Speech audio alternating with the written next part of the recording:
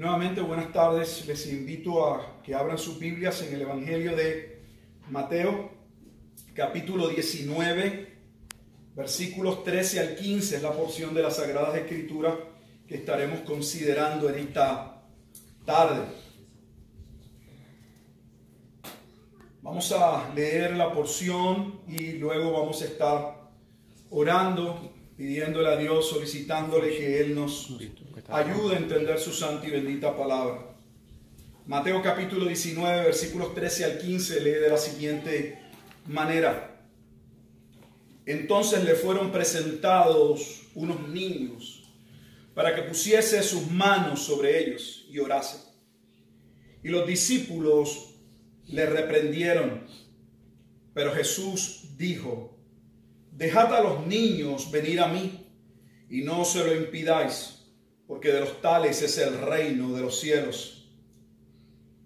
Y habiendo puesto sobre ellos las manos, se fue de allí. Vamos a orar.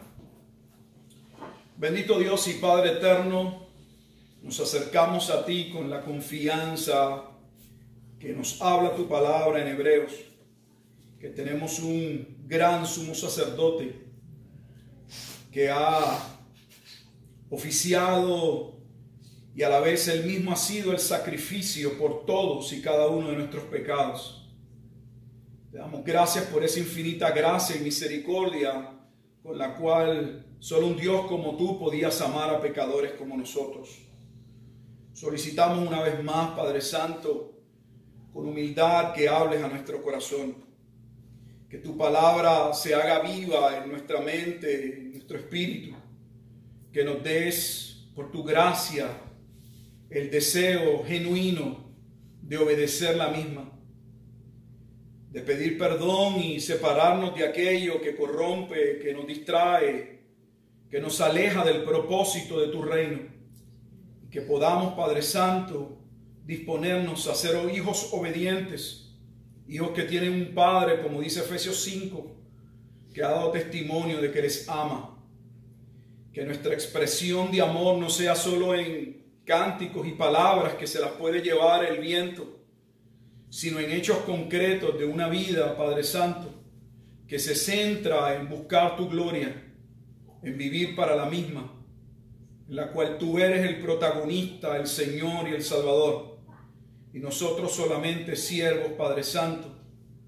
Ayúdanos, Señor. Mientras también te pedimos, Señor, y clamamos por aquellos que en tu gracia, tu palabra dice que han de seguir siendo llamados a salvación. Que los mismos, al ser confrontados por tu palabra, puedan proceder al verdadero arrepentimiento.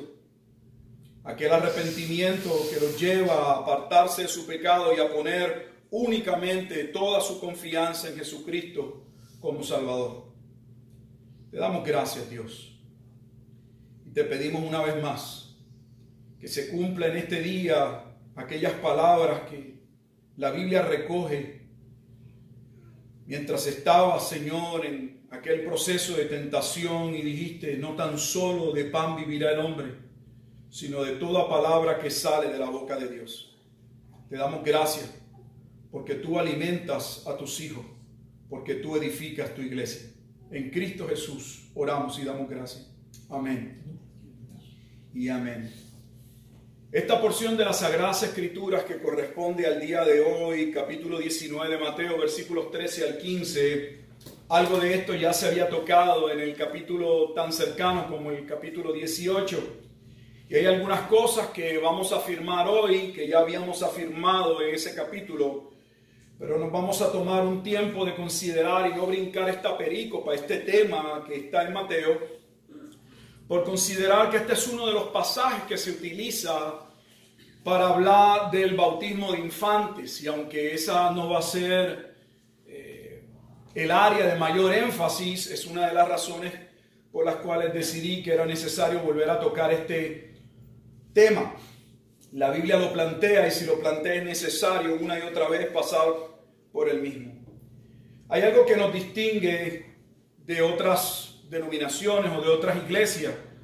Como bautistas nos distinguimos de las iglesias presbiterianas con relación, por ejemplo, al tópico o al tema sobre el bautismo. Es conocido que las iglesias presbiterianas, entre otras, bautizan a sus hijos. Los cristianos presentan a sus hijos y el pastor les dedica a Dios, les presenta a Dios, les bautiza. Ellos entienden ese bautismo como símbolo de lo que acontecía y de lo que era demandado en el Antiguo Testamento con relación a la circuncisión de los hijos que debía llevarse a cabo en el 8º día. El Antiguo Testamento establece que todo primogénito varón al 8º día debía ser presentado a Dios y debía ser circuncidado.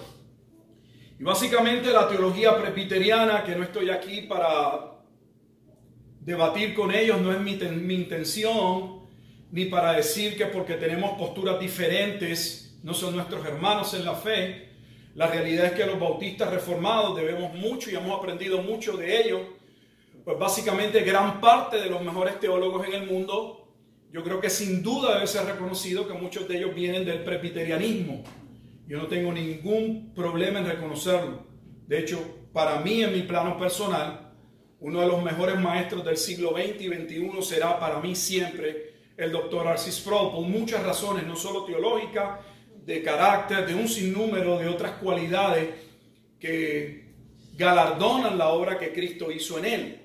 Pero es necesario que entendamos lo que concierne este pasaje y por qué algunos se apoyan en este pasaje y en otros pasajes para afirmar o argumentar que el bautismo de niños sí lo enseña la Escritura, o al menos hay una suposición o una base para tomarlo y llevarlo a cabo, y por qué también nosotros como bautistas reformados en ese punto no estamos de acuerdo con otros hermanos.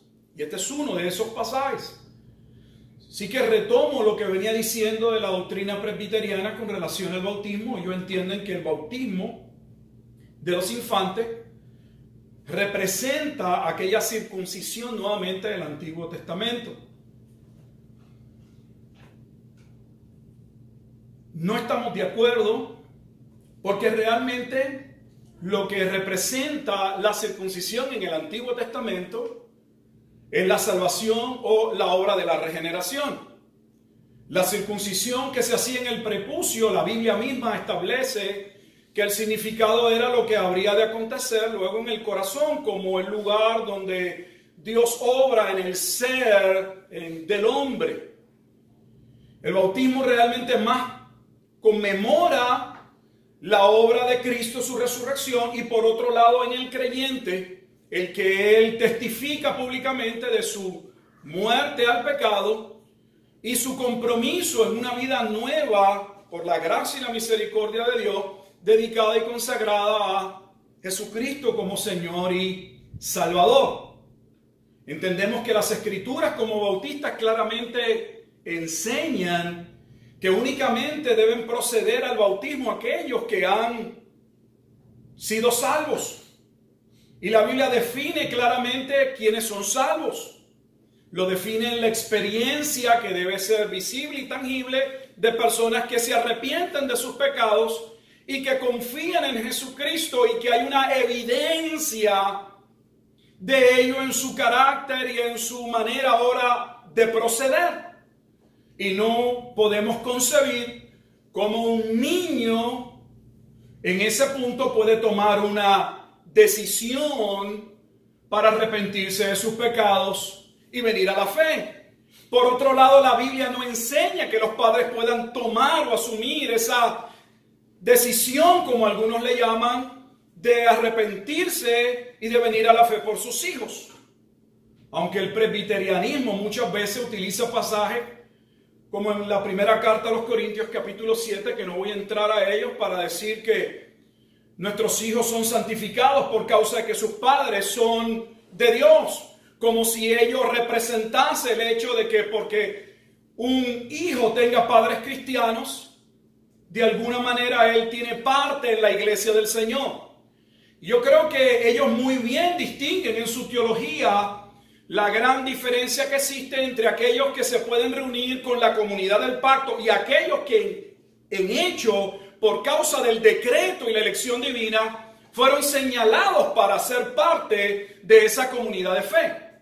Es sabido que el Antiguo Testamento, aunque claramente señalaba y era un mandato que todos los varones debían proceder a que fuesen circuncidados al octavo día, no obstante, ese mismo testamento enseña, muestra, clarifica, si uno tuviera duda, de que el hecho de que ellos pasasen por ese proceso mientras eran niños no determinaba que fuesen salvos, pues la Escritura habla de muchos de ellos que fueron circuncidados y que la propia Biblia declara no forman parte del pacto.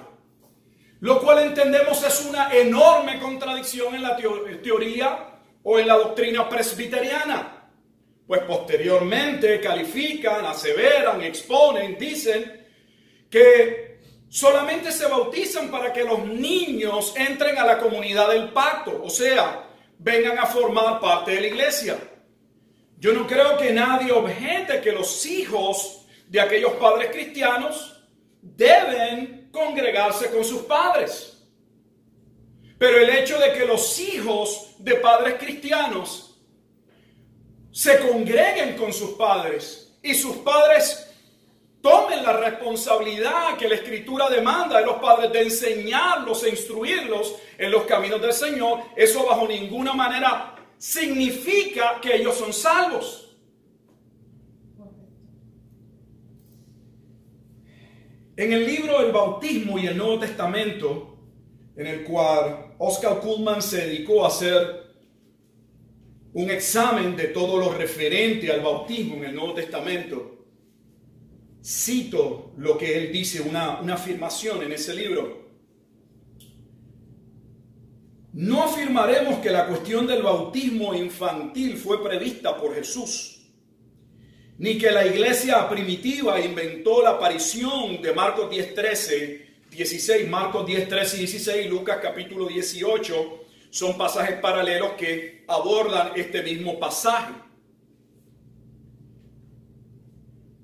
Dice, no afirmaremos que la cuestión del bautismo infantil prevista por Jesús, ni que la iglesia primitiva inventó la aparición de Marcos 10, 13 al 16, para justificar el bautismo infantil. Por el contrario, creemos que la cuestión de esta práctica surgió cuando la tradición evangélica, o sea, reconoce que esa tradición vino posterior. Dice, surgió cuando la tradición evangélica ya estaba arreglada y estamos de acuerdo, y cita a dos autores, en quienes transmitieron esta historia de la bendición de los niños, que querían recordar el recuerdo de cristianos de su tiempo, o sea, que querían recordar, la historia venía a recordar lo que los cristianos hacían en su tiempo. Un acontecimiento por el cual podrían ser conducidos a una solución de la cuestión del bautismo infantil. Déjeme explicarle por qué. Estos libros a veces las notas no son, o los párrafos no son tan claros. Lo que Cullmann está diciendo es que él cree que es muy probable que esta cuestión del bautismo infantil posteriormente haya surgido de pasajes como estos, donde los primeros padres recordaban la posición o la postura que tomó Jesús con relación a aquellos que traían a los niños, y que de ahí se desarrolló la cuestión de que los niños fuesen bautizados. Ahora, el punto no es si nos vamos a apoyar en la patrística, que es el estudio de los padres, sino si la Escritura realmente toca ese tema. Porque en primera instancia nuestra fuente de autoridad no son los padres de la iglesia. Los padres de la iglesia nos sirven como prueba corroborativa y hay que tener cuidado muchas veces con lo que afirman. Pues según los utilizamos en ocasiones, yo lo he usado para X o Y punto, en ocasiones se contradicen, como Lutero habló de los papas y de las bulas y de los escritos del catolicismo romano apostólico. Así que esa es la razón por la que nosotros como bautistas no bautizamos a los niños. Creemos que la Biblia enseña que el bautismo es única y exclusivamente para personas que han venido a salvación, y la Biblia define esa salvación como un momento dado en que el cual, sin entrar en todos los detalles, en la parte del hombre que él puede reconocer, y hay un arrepentimiento, hay un proceso que el Espíritu Santo, al cambiar el corazón, muestra el pecado, y ese hombre o esa mujer a la vez vienen y reconocen en Cristo el Salvador, siendo ello algo que acontece en el ser y dentro del hombre. Creemos que la Biblia identifica el bautismo como el acto público donde esa persona profesa, valga la redundancia, ante otros o públicamente lo que ha ocurrido en el corazón. Y entendemos que eso no lo puede estar testificando un niño. Sin embargo, aunque los bautistas no bautizamos a los niños, no obstante, en muchas iglesias bautistas es común escuchar que los niños, según Mateo capítulo 19 o la porción paralela en Marcos capítulo 13 o en Lucas 18, enseñan que los niños son herederos del reino de los cielos. Vamos con calma y quiero que presten atención, porque uno de los problemas del mundo en que vivimos es que ya no pensamos, sentimos. Todo lo tomamos por feelings, por sentimientos. Y ya no pensamos, y por no pensar cometemos errores y no nos damos cuenta de las contradicciones. No los bautizamos porque entendemos no han sido salvos. Sin embargo, luego afirmamos que de los tales es el reino de los cielos.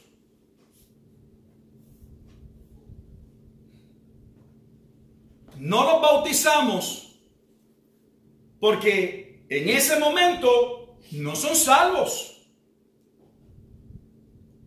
Pero luego hablamos de ellos y decimos que son herederos del reino de los cielos, y con ello decimos que si aún muriesen, cualquier cosa que les sucediese, ellos van directamente a la presencia de Dios.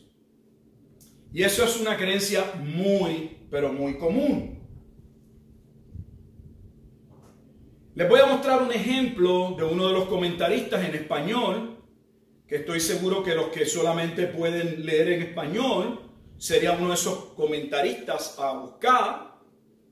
Me refiero de William MacDonald, y nuevamente no quiero atacar a ninguno de ellos, pero tengo que decirles lo que otros leen y por qué se afirma lo que se afirma y de dónde provienen las cosas. En su comentario bíblico, en el comentario bíblico de William MacDonald, en su nota sobre Mateo capítulo 19, versículos 13 al 15, el pasaje que estamos considerando en esta mañana, hace la siguiente afirmación, y abro la cita. Estas palabras de nuestro Señor responden a la pregunta. Oiga la afirmación. Estas palabras de nuestro Señor responden a la pregunta. O sea, contestan ¿qué pregunta? Dice, ¿qué sucede con los niños que mueren antes que lleguen a la edad de la responsabilidad? Deje la palabra responsabilidad porque la vamos a ver ahorita. ¿A qué se refiere con que los niños lleguen a la etapa de la responsabilidad? O sea que este pasaje contesta, dice, ¿qué sucede a los niños que mueren antes que lleguen a la edad de la responsabilidad? Jesús dijo, y él la contesta la pregunta, de los tales es el reino de los cielos. Por lo tanto, está afirmando, él cree que la afirmación de los tales es el reino de los cielos, es evidencia, es muestra de que todos los niños para Dios son salvos mientras son niños, hasta que lleguen, que no explica, a lo que él le llama la etapa de la responsabilidad. ¿Quién define cuando el niño ya es responsable. ¿Dónde enseña eso la Escritura? Por eso le dije, déjelo ahí. Porque los bautistas reformados cometen el mismo error en muchas ocasiones. No he terminado la cita, sigue en su exposición de Mateo 19 y dice, cita, a veces se emplea este pasaje para apoyar el bautismo de los niños, para hacerlos miembros de Cristo y herederos del reino. Una lectura cuidadosa mostrará que los padres llevaron los hijos a Jesús, no al bautisterio. ¿Estamos de acuerdo? O sea, él está en contra de usar este pasaje para hablar del bautismo infantil. Porque los padres no lo llevaron a bautizar. Jesús no estaba bautizando.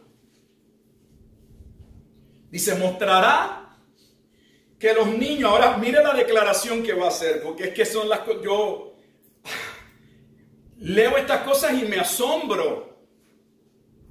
Luego que dice que el pasaje no habla del bautismo... Dice, mostrará que los niños eran ya poseedores del reino. Y mostrará que no hay en este pasaje ni una gota de agua. Así que, William MacDonald, estamos de acuerdo en que el pasaje no enseña, Jesús no estaba bautizando, ni a adultos ni a niños. ¿Estamos de acuerdo? El pasaje no habla de ninguna gota acerca del bautismo. Pero independientemente o más allá de eso, él afirma que los niños son herederos del reino de los cielos. Le voy a decir lo que dice nuestra confesión de fe bautista del siglo XVII y que he mencionado en otras ocasiones, tiene un asterisco, porque en algunas confesiones la parte que le voy a decir la eliminaron. Pero como decía originalmente, Confesión Bautista de Fe de 1689. Los niños escogidos que mueren en la infancia son regenerados y salvados por Cristo por medio del Espíritu, quien obra cuando, dónde y cómo quiere. Así lo son también todas las personas escogidas que sean incapaces de ser llamadas externamente por el ministerio de la palabra. Así que la Confesión Bautista de Fe al menos coloca, señala que por el hecho de uno ser niño, o que un niño haya muerto en el tiempo que nosotros llamamos niño, no significa con ello que sean salvos. De hecho, es una contradicción en la doctrina reformada. Luego que terminamos esta porción, que terminemos este capítulo 19, versículos 13 al 15, va a venir la porción del hijo del joven rico. Y solo adelanto para que usted vea las contradicciones que vamos a ver. Cuando llegamos a... Dejo el bautismo y voy a brincar a la próxima perícopa por un momento. Cuando llegamos al momento en que se habla del joven rico, una de las primeras afirmaciones que se recoge, que Jesús le ilustró, le enseñó, que claramente estableció, es que no hay ningún hombre bueno. Y de ahí tomamos para decir que realmente la Biblia lo enseña, que todos somos pecadores, que estamos perdidos, que la Biblia enseña que estamos muertos. Que a no ser por un acto de la gracia y misericordia de Dios, quedaríamos condenados para siempre, y es lo que merecemos. Por un lado tenemos una afirmación de que los seres humanos nacemos en un estado caído, y luego entonces decimos que los niños nacen fuera del estado caído,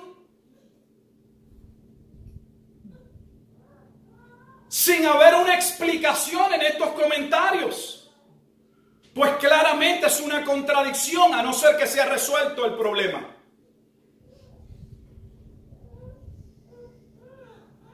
Vamos a ver qué el texto realmente enseña, más allá de la controversia de si aquí se enseña el bautismo infantil o no, que creo que he mostrado o en un sentido he afirmado que el pasaje nada habla de ello y que el tema no es el bautismo infantil. Vamos entonces a la exposición versículo por versículo con cautela. Vamos al versículo 13 y leemos. Entonces le fueron presentados unos niños para que pusiese las manos sobre ellos y orase, y los discípulos les reprendieron. Observe que el pasaje claramente dice a qué vinieron posiblemente los padres. Y decimos los padres porque entendemos que debían haber sido los padres los que les trajeron, pero el pasaje tampoco lo dice. Pero sí dice a qué los traían. Los traían para que Jesús pusiese sus manos sobre ellos y orase. Algo que no debería extrañarnos en un sentido, pues los niños eran llevados cuando pequeños directamente a ser circuncidados. Y en un tiempo donde el judaísmo se había reinventado posterior a la destrucción del primer templo y habían surgido los famosos rabinos y la llamada sinagoga, era común que los padres buscasen la bendición del rabino sobre sus hijos. Por lo tanto, lo que aquí se está mencionando no es algo inusual. De hecho, leemos que cuando María y José llevaron a Jesús al templo, hubo personas, al menos habla de 2 momentos en que oraron y habían algunos que ya estaban esperando porque el Espíritu Santo les había hablado de que estaban viviendo el tiempo en que había nacido el Salvador.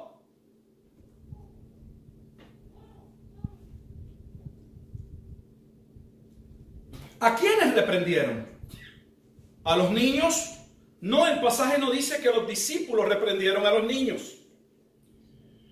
Reprendieron a los adultos o los padres que venían con ellos para acercarse a Jesús.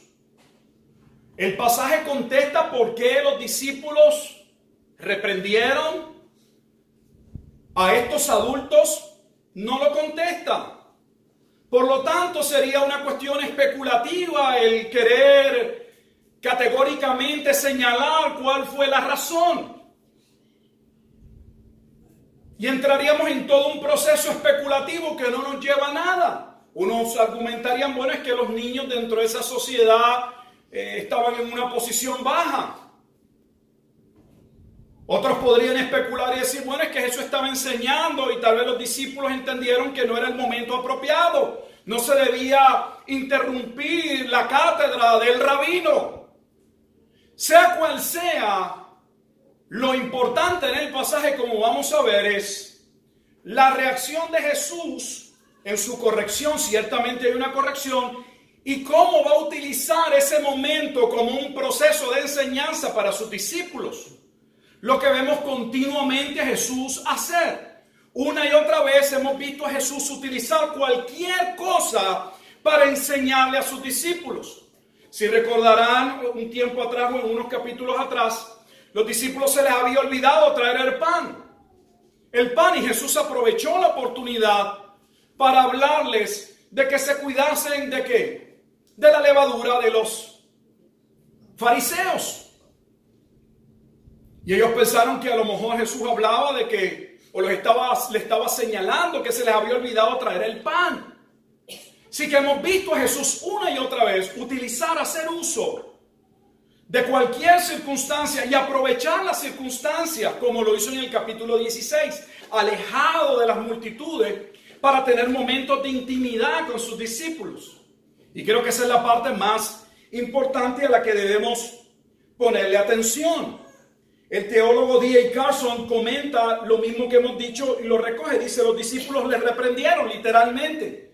Tanto el contexto como los paralelismos sinópticos, o sea, los pasajes de Marcos y de Lucas, muestran que ellos se refieren no a los niños, sino a los que los trajeron. Así que eso es importante.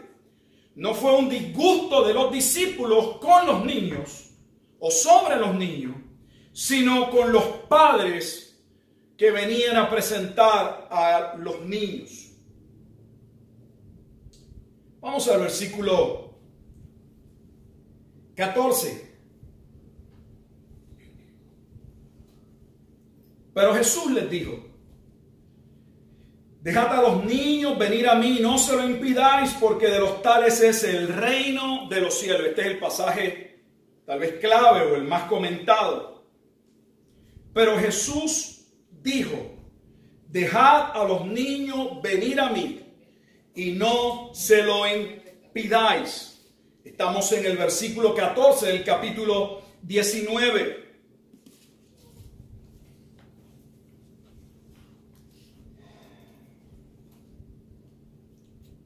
Marcos y Lucas nos ayudan a ver cómo Jesús tomó este momento. Me gustaría que fuéramos a Marcos.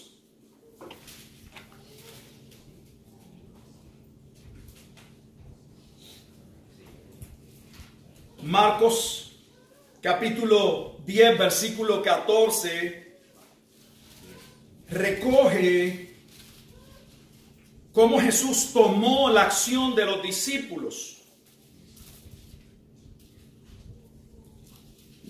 Dice: viéndolo, Jesús se indignó y les dijo, viéndolo, Jesús se indignó.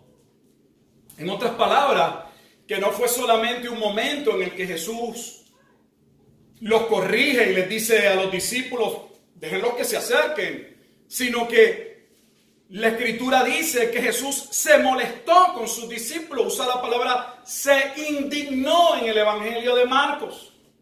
Se molestó con sus discípulos. Eso no lo recoge Mateo, pero está claramente expuesto en el Evangelio de Marcos capítulo 10, versículo 14. Creo que hay dos cosas importantes y una ya la habíamos tocado y no me voy a centrar en ella.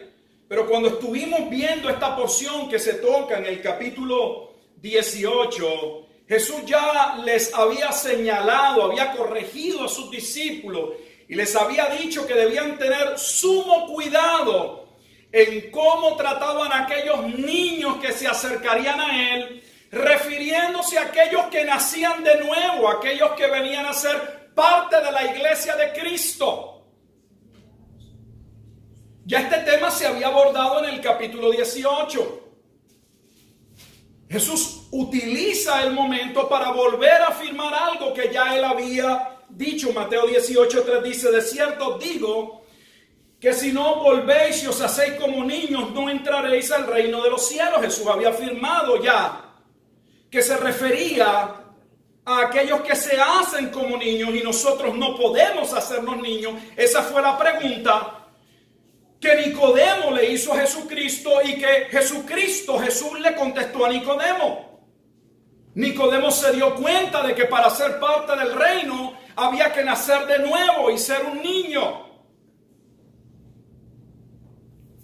Y claramente preguntó: ¿cómo puede hacerse esto? ¿Cómo puede un adulto volver a ser un niño? Y Jesús contestó que se trataba de nacer del Espíritu, haciendo una clara referencia o al menos una alusión a Ezequiel capítulo 36. Aquel pasaje que habla de la regeneración o el nuevo nacimiento, que se anticipaba que Dios mismo lavaría el pecado de su pueblo. Se habla de las aguas que purificarían el pecado y de la regeneración o el nuevo nacimiento, ese nuevo corazón que se les otorgaría a aquellos que estaban muertos, pero como un acto de la gracia de Dios serían levantados. Ezequiel capítulo 37, el valle de los huesos secos, es el ejemplo. Así que no se trata, el pasaje no está describiendo. El tema de Jesús no es que los niños, por ser niños, son salvos. Jesús está utilizando un momento para dar una enseñanza sobre la soteriología del reino, sobre cómo somos salvos en el reino de los cielos, cómo se llega a ser salvo, cómo uno llega a entrar, a pasar a ser parte de ese reino de los cielos. Y se requiere el que uno nazca y se acerque a Jesús como un niño. Lamentablemente en la descripción, y digo lamentablemente en un sentido, porque el que está leyendo este capítulo y no lo está viendo a la luz del 18, ni está viendo los otros pasajes sinópticos, no va a ver que lo que estoy diciendo está en una visión sinóptica, está contestada. Vaya conmigo a Marcos capítulo 10. Regresemos a Marcos 10.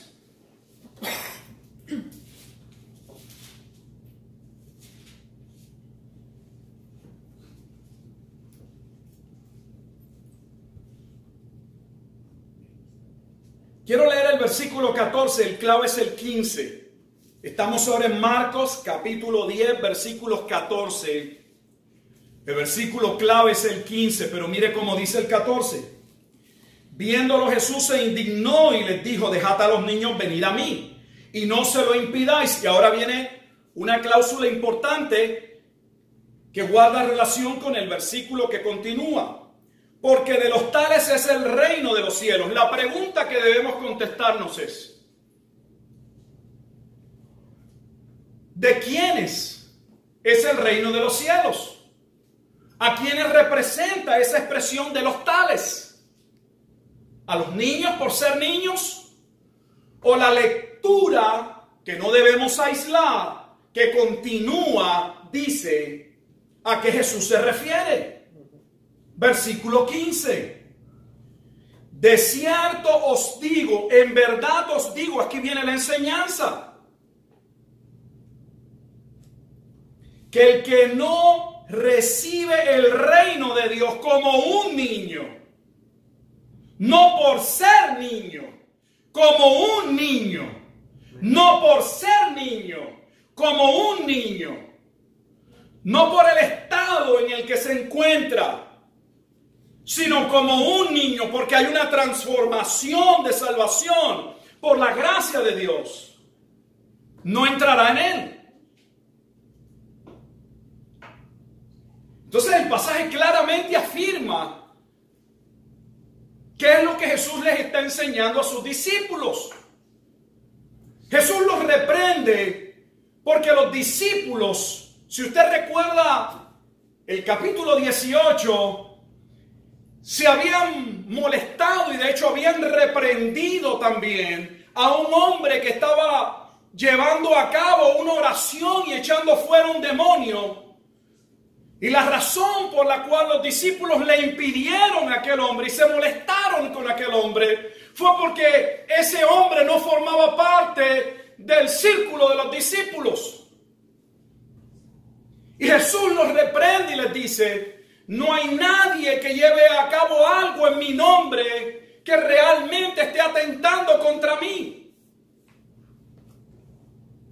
Y de allí Jesús toma la enseñanza para decirle a los discípulos que debían tener cuidado con qué óptica ellos evaluaban quiénes entrarían al reino o no. Pues no se trata de algo externo, sino de algo que ocurre en el corazón. Testimonio de ello es el joven que viene a preguntarle a Jesús, Maestro bueno, ¿qué cosa haré para heredar el reino de los cielos? Y mientras acá se habla de que hay niños que van a entrar al reino de los cielos por el proceso de misericordia y de salvación con que Dios hace que un muerto venga a la vida, por otro lado se presenta a un joven que en el contexto judío podía tener hasta 40 años.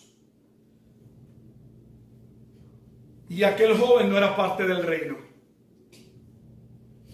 Pero se había esforzado desde la niñez para ser parte del reino, pero no se sentía parte del reino. Y le preguntó a Jesús, ¿qué puedo hacer para estar seguro que soy del reino?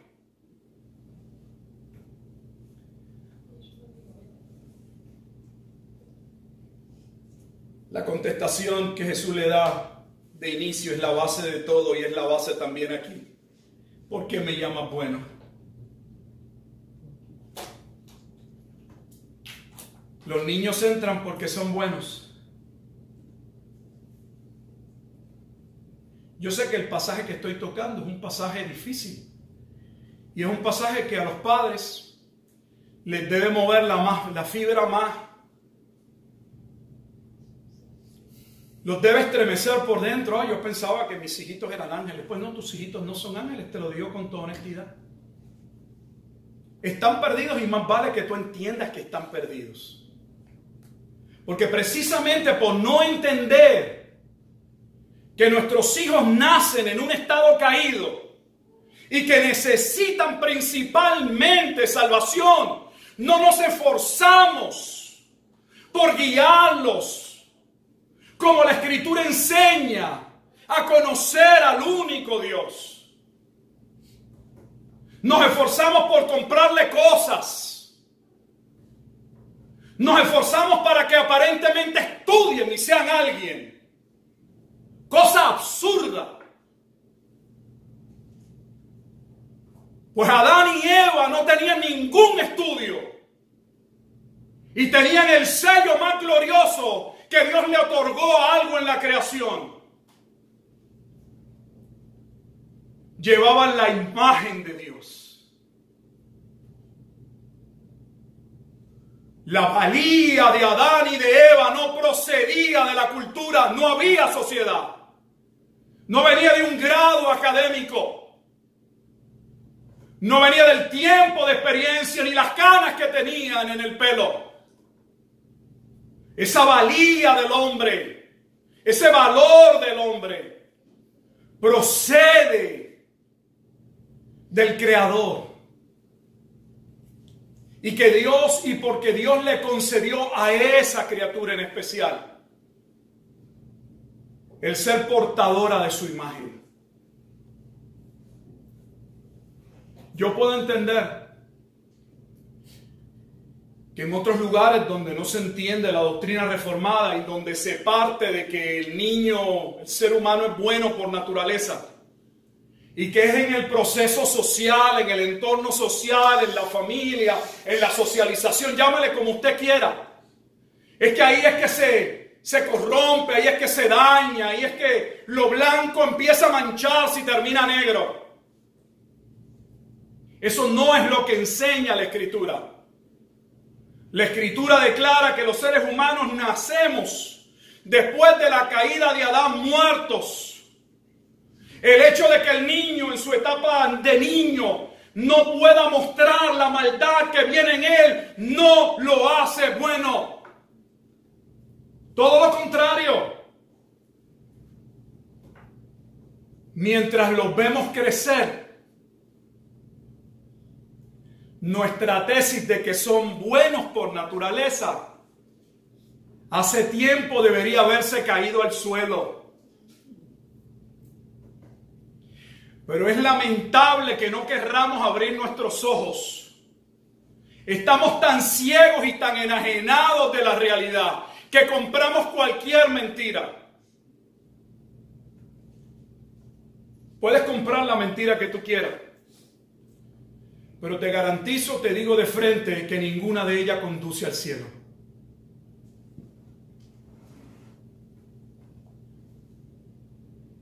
La Escritura claramente afirma que Jesús utilizó el momento para corregir, número uno, a sus discípulos, ya lo había hecho, de que fueran muy cautelosos y tuviesen cuidado de impedir que uno de aquellos que sería traído por Dios a la iglesia fuese rechazado, porque según ellos no daba la medida. Ninguno dábamos la medida.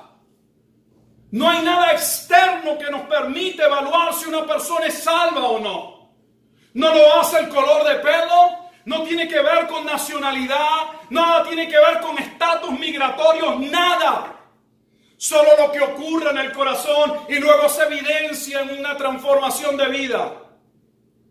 Puede dar testimonio de la obra que Dios hace en el corazón. Por eso Jesús primero los corrige. Además de que ya era un mandato que ya no estaba básicamente siendo obedecido en un sentido. El que la responsabilidad primaria de los padres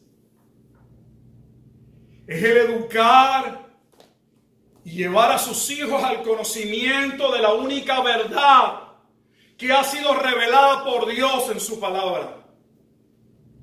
Por lo tanto, el acto de aquellos padres de querer presentar a sus hijos a Dios era un acto bueno en naturaleza. Es como aquellos padres que quieren presentar o dedicar a sus hijos.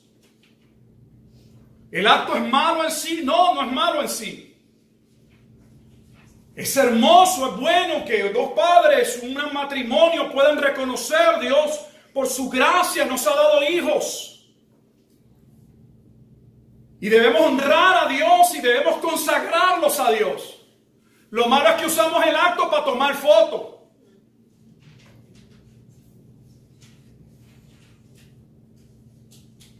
Para ganarnos a la gente para Cristo. Porque entonces trae a la tía, a la abuelita que nunca vienen, ese día vienen, pastor, usted no sabe si ese día a lo mejor el tío se convierte.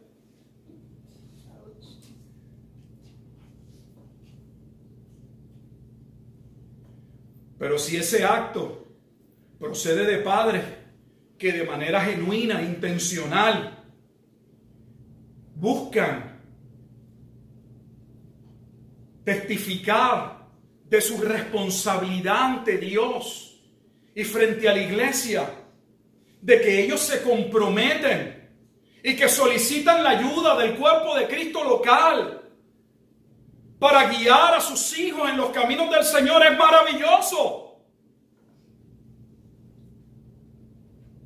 Pero no como un mero acto.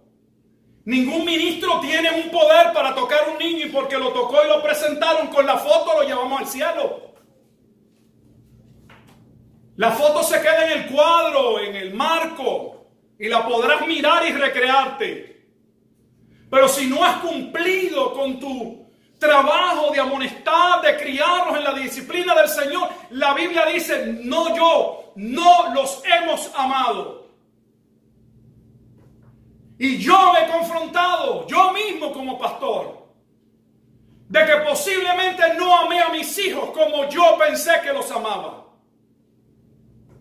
Porque amarlos no era comprarles una bicicleta, ni un juguetito y un regalo en Navidades o cuando cumplían años. No era felicitarlos cuando sacaban una buena calificación en la escuela. Era enseñarles que sin Dios estaban perdidos. Que la Escritura y solo la Escritura proveía el estándar, la brújula, para poder determinar hacia dónde debemos ir. El punto de referencia de la moral, de lo que está mal, de lo que está bien.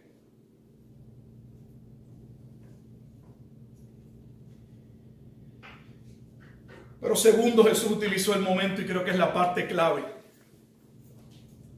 para dejarle a sus discípulos nuevamente entender o clarificarles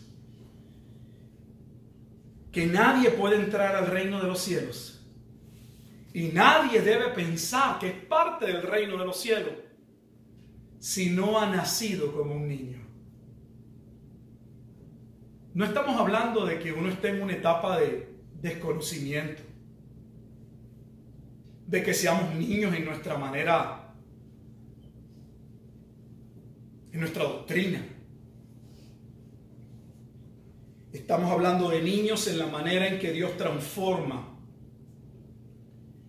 Ya habíamos ido a Pedro para ver, pero quisiera retomarlo. Cómo Pedro habló de esto y nos dice que los nuevos creyentes somos niños en ese sentido. Vaya conmigo a Primera de Pedro. Esto sirve de repaso.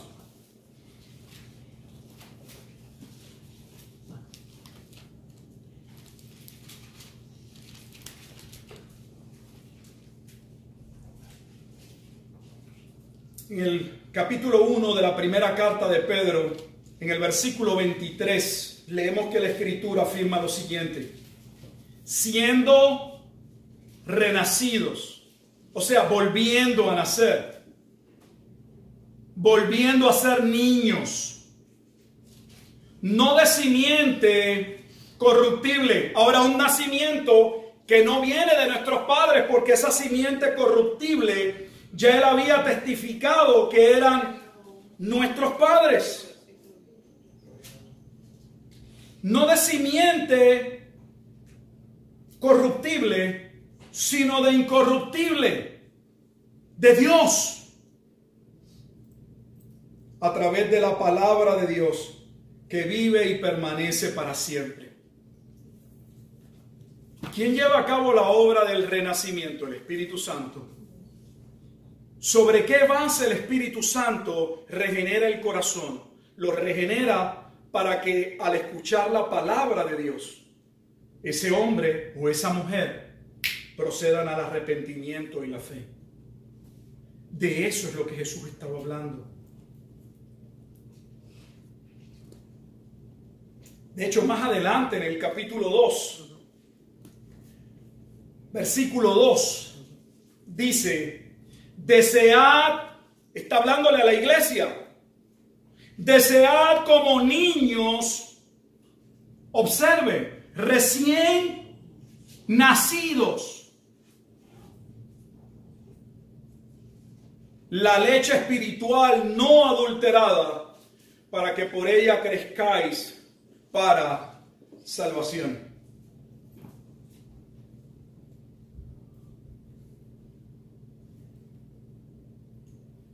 Para ir terminando, nos parece una contradicción afirmar que todos los hombres por naturaleza nacen en un estado caído y a la vez decir que los niños en su estado de niños, por ser niños, son herederos del reino de los cielos mientras permanezcan niños o no entren en la etapa de la responsabilidad que nadie la ha podido definir.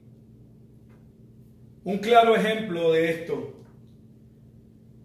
de estas contradicciones, la podemos ver en el teólogo William Hendrickson. Y mire lo que afirma, tiene que escucharlo. No debe escapar de nuestra atención el hecho de que el Señor considera a estos pequeños como que ya estaban en el reino. O sea, esto es básicamente es como una creencia general. Mira lo que dice, que ya ahora eran miembros de su iglesia, sin definir a qué se refiere con miembros de su iglesia. Porque podría alguien decir, bueno, sí, los hijos de los cristianos participan del culto y en ese sentido forman parte de la iglesia, de la reunión, pero no del cuerpo místico de Cristo. Mira lo que dice. Definitivamente no los consideró como pequeños paganos. Estamos hablando de un teólogo reformado de los de mayor calibre. No los consideró pequeños paganos, o sea que no los consideró que estaban perdidos.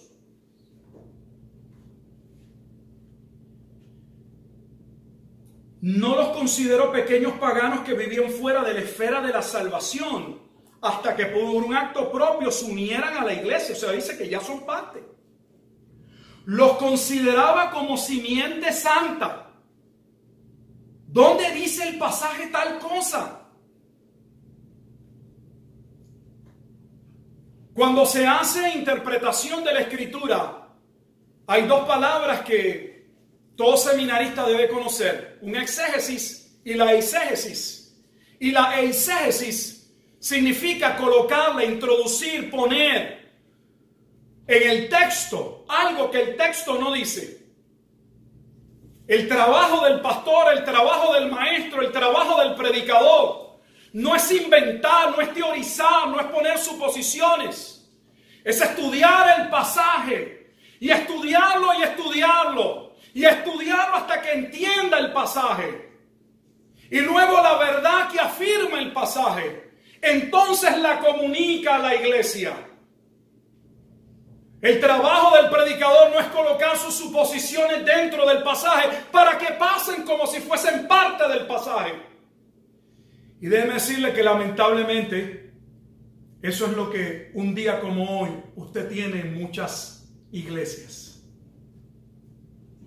Predicaciones que son las suposiciones, las teorías, las conjeturas, las opiniones de un hombre. Hay que recordar que los que llevaban a sus niños a Jesús deben haber tenido fe en Él. Se lo leo de nuevo. Hay que recordar que los que llevaban a sus niños a Jesús deben haber tenido fe en Él. ¿Dónde el pasaje afirma que los que traían los niños a Jesús los traían porque eran creyentes? Uso este pasaje para terminar y para llamar su atención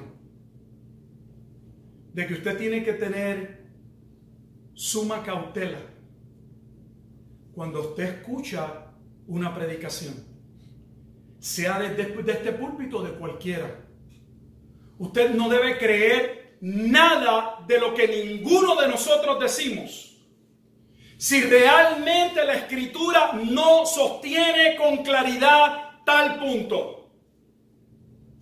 Los cristianos no somos llamados a conjeturar, a vivir de opiniones, de suposiciones ni de teorías.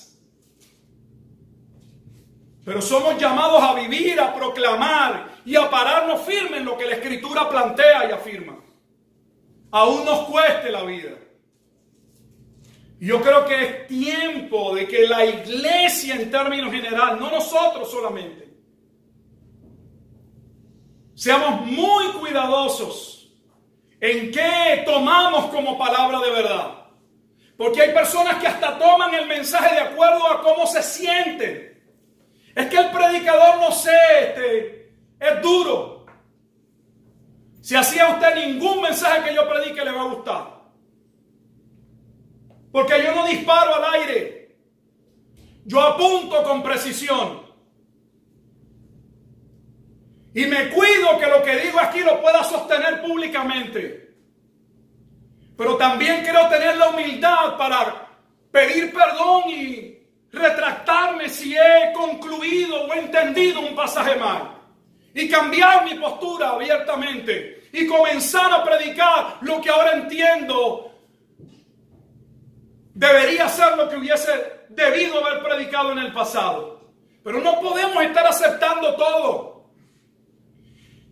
Yo le decía a mi esposa que si hubiese estado en mis inicios, yo hubiese tomado mis comentarios bíblicos, que era lo que hacía, hubiese visto las notas de estos comentaristas. Básicamente las notas son las mismas, con algunos breves cambios, y estuviera aquí esbozando diciendo lo mismo. Lo dijo el doctor tal, lo dijo el doctor tal, lo dijo el teólogo tal. Nunca olvidaré a mi pastor.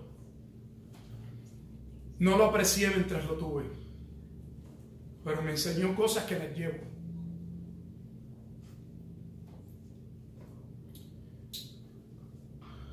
Recuerdo un día en su oficina.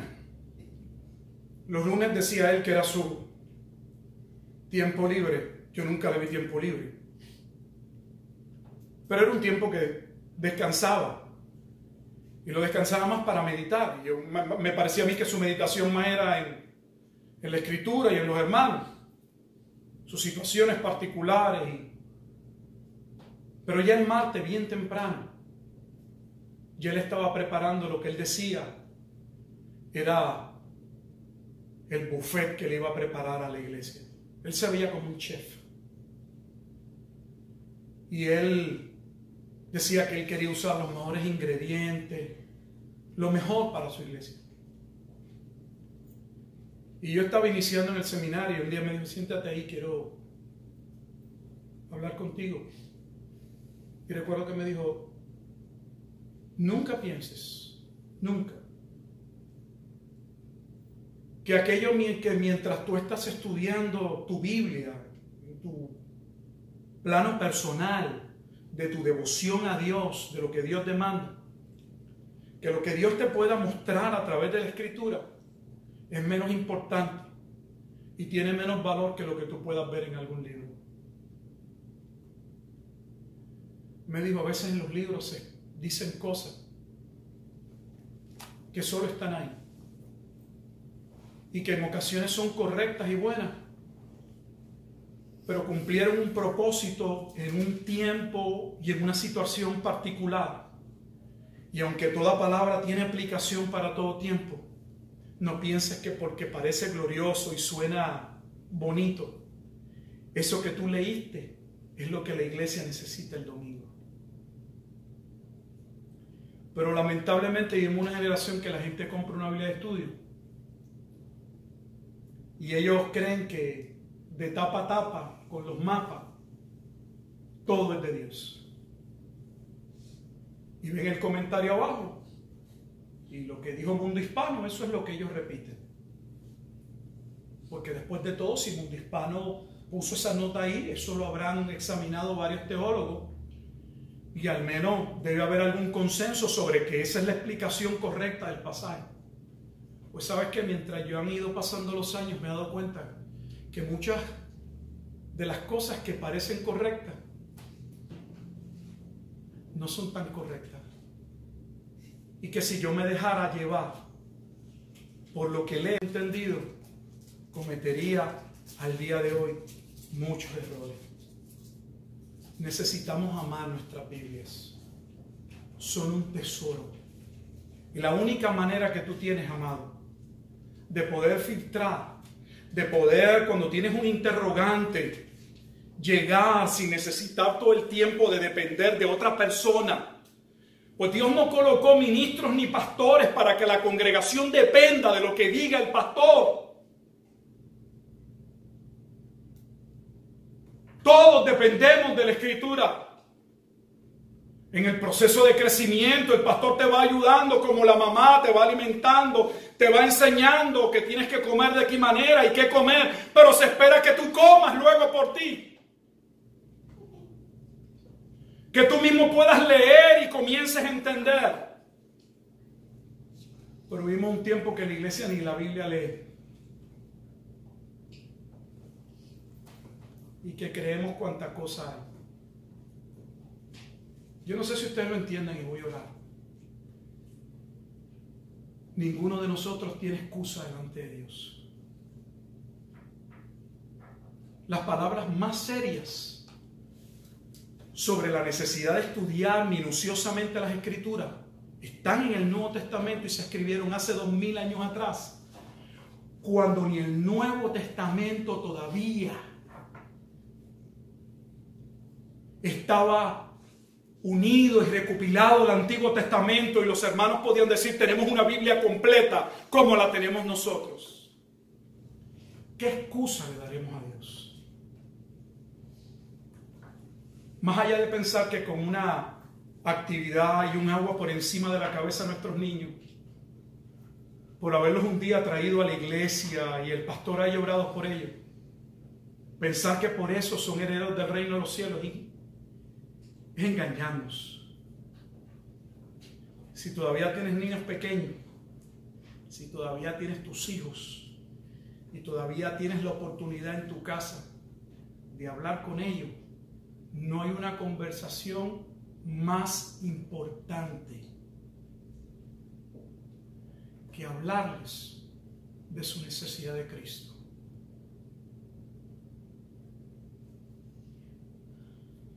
Si no hemos hecho eso,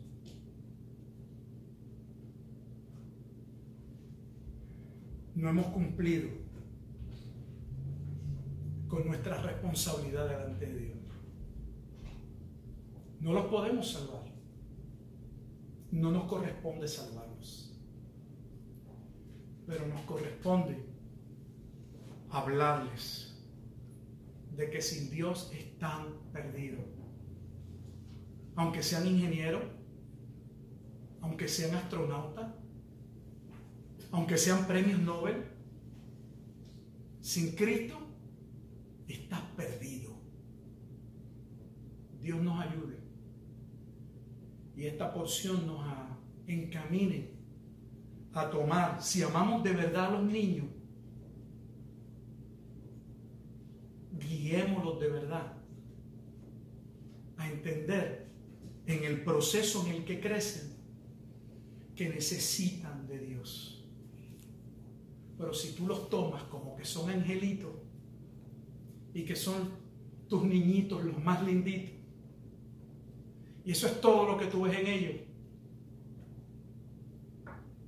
habrás perdido una gran oportunidad y no habrás cumplido una gran responsabilidad. Padre, te damos gracias en esta tarde por poder ser expuesto a tu palabra. Yo no veo en qué manera, en qué forma, Señor, poder llevar la misma más allá. Nos expresamos con palabras humanas, siendo hombres imperfectos, con un carácter que todavía necesita ser transformado, pero con un deseo genuino de que tu palabra pueda germinar en los corazones, que tu palabra pueda ser amada, que tu palabra pueda ser valorada, que pase de ser post y meme y frases que usamos, de decir que la palabra de Dios es importante cuando la palabra de Dios no define nada en nuestra vida, de hablar de la importancia de tu palabra cuando no abrimos la Biblia, que cuando tenemos que tomar una decisión no la tomamos sobre la base de lo que ella afirma,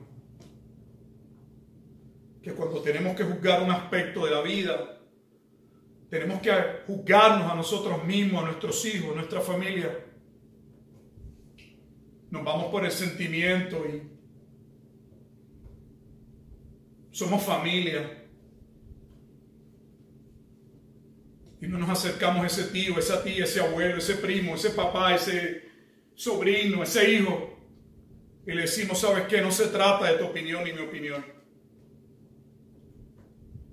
Dios dice lo siguiente. Y sobre esto, papá, mamá, tío, abuelo, hijo, estás mal. Estás en pecado, estás en desobediencia.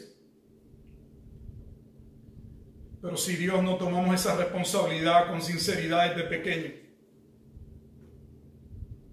¿cómo pretendemos cuando crecen y ahora pensamos que ya son adultos para decidir que vamos a tomar esa posición con seriedad, cuando ahora entendemos que es responsabilidad de ellos buscar a Dios? Señor, cuán necios y equivocados estamos. Pero qué difícil es encontrar una sola persona que en vez de ser niño y ponerse con niñerías, y aquí me regañan y aquí me dicen con sinceridad, puede evaluar, puede mirar, puede ponderar, puede examinar, puede ver el valor de lo que se dice. Y decir, ¿sabes qué? Dios, estoy mal, he estado errado, he estado perdido. Perdóname, ayúdame a retomar el camino, la visión, el propósito, mi llamado, mi responsabilidad.